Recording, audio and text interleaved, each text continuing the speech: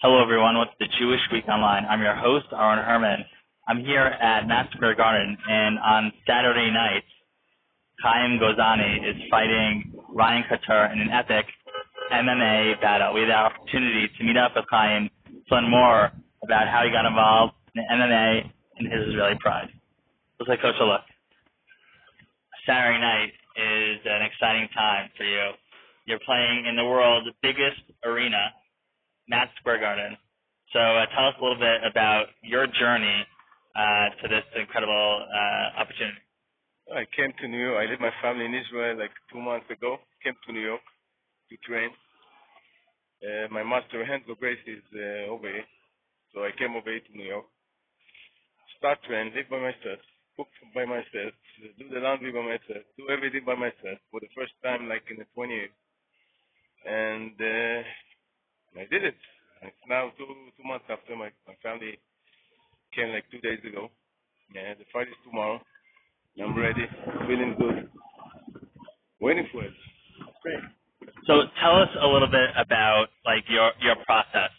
You actually helped bring jiu-jitsu and MMA to Israel. Talk a little bit about your background. Yeah, I started jiu-jitsu for the first time. It was in 1993. So I bought videotapes, started to train jiu-jitsu, and after like 1 year, I came to the States, started to train with Enzo, and came back to Israel and bring the jiu-jitsu. Nobody knows what is it, jiu-jitsu over there, and the MMA. So the first event of MMA I did in, I think, 97 in Israel. Yeah. And you've been all over the world. You've been even Abu Dhabi. They actually invite you to California. Like it's unique. Yeah. The ADCC organization invited me. I was the first Israeli that fought over there. It was in California, and the second one was in New Jersey. I was the first one and the last one, and it's crazy, I'm doing everything for the first time. I'm the one that blocked the way for everybody in Israel. And so on Saturday night, your opponent is younger than you, a little bit younger. Yeah, 10 years. The last opponent was 20 years younger than me, so it was closer to my son age than my age, this one is like 10 years less than me, so it's 10 years is nothing. Ryan Couture he's very well known, comes from a well-known family in the industry of MMA. So how do you decide to sign on to this adventure? They give me a list of fighters. I saw his name. He's a famous one over there, so I choose him. He's famous in Israel. So I said, Madison Square Garden, famous fighter. It's a win-win for me. I'm getting all the package together, Why do you love MMA so much? I start martial arts like I was 6 years old, so I grew up on martial arts, and the MMA was everything's together, everything. What we study when we were young, suddenly you see nothing works. MMA is nothing, something else. Everything mixed together. So 20 years ago I started doing it, and 20 years after that I'm still doing it. So one of the things that you pride yourself on is being Israeli. So how do you see yourself as sort of Israel's supposed to be like a light onto the nation, and now you are in this arena where there's not. I don't think there's are there any other Israelis who are doing MMA like right now? There's a lot of Israelis, but international, like professional, there's only one over here.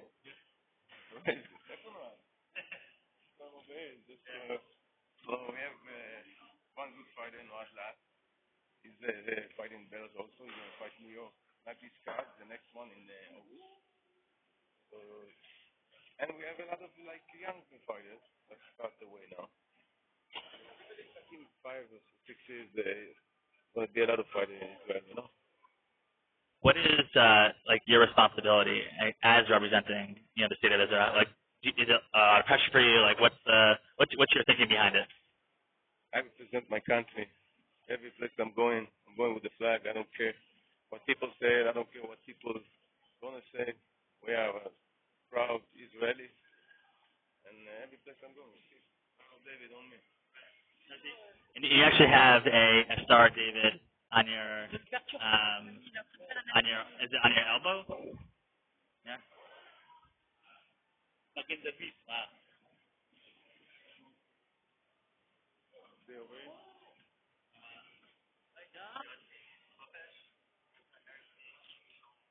We to be free in our own country of the It's amazing. Sure, come on in. Friend, no laugh. You're another MMA fighter out of Israel. And who are you again? Huh? What's your name? No, No laugh. So, this is awesome. Thank you so much for jumping in. So we were just mentioning what kind of responsibilities do you have, as sort of in your own right of like representing Israel? For me, or well, doesn't matter what I do. I always represent Israel. That's I always Israeli, so I have to react properly because no matter what the state, so we have to act properly. So what are some of your going into this fight now? exciting. It's a dream come true. I'm 44 years old.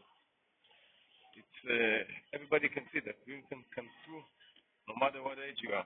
No. What's your hope for the future in terms of this sport and for yourself? My son, this is the future of the MMA, And I'm also the producer the Bellator in Israel.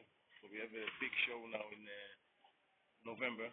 It's going to be November 16th. It's going to be a huge show. The last show is like 8,500 Israelis. They came to see the Bellator.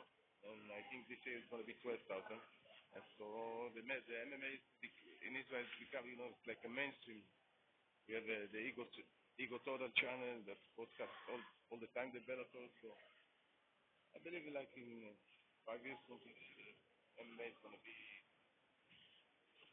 all over Israel, And what I found amazing is that you were in a serious altercation a couple of years ago, where you were stabbed, right? And so, how did that affect your training and like? Do you think you're competing for a couple of years? I did like 5 surgery in my hand. You can see that my hand is like I don't feel the hand. I don't feel nothing. You don't feel anything. I don't feel the hand. And it stopped me for a couple of years. Everybody asked me why I'm back. I didn't do much. I'm gonna finish it there. And it must be amazing now to be able to be in MSG on Saturday night. And is it one of your dreams? Yeah. Not the MSG, but to be in a big ring and in space, like big, a lot of people, and MSG, the biggest one and the famous one. It was great meeting up with Haim and learning more about MMA and how he integrates his Israeli pride to the work that he does. One thing that you can take away from this interview is that sports actually can transcend politics, religion, and much more. And it's definitely entertaining. This is Aaron Herman, and thanks for watching.